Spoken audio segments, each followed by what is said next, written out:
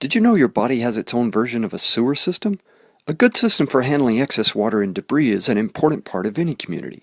It helps take away contaminated substances that might harm us. Engineers have designed great systems of pumps and pipes to help our sewage systems do these important jobs. Most of the time we barely notice these systems, unless they fail to work. PU.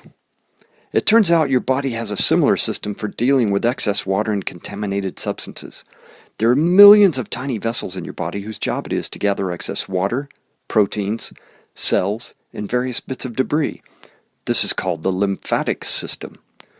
The water, which is leaked out of your blood vessels, is returned to the bloodstream in your shoulder so you don't blow up like a big water balloon. The pumping happens because each little lymphatic vessel has valves at each end that keep the fluid moving in the right direction. The vessel squeezes to keep the fluid moving along. This is happening in millions of little lymphatic vessels in your body every minute of every day. As this water is pumped back up to your shoulder, it has to be cleaned so that the bits of debris in the water stream, say if you get a cut, don't get into your bloodstream and make you sick. The lymphatic system pumps all that water through at least one lymph node. These are like tiny water treatment plants where specialized immune cells recognize and destroy the foreign debris. Voila!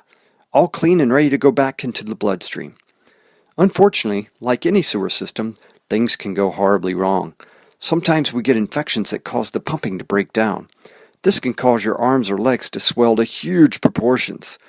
That's a disease called lymphedema, and it is no laughing matter. Sometimes the debris or other bad substances can make it past lymph nodes.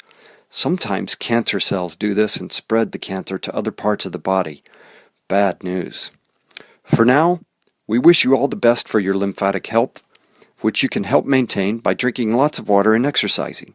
Keep on pumping.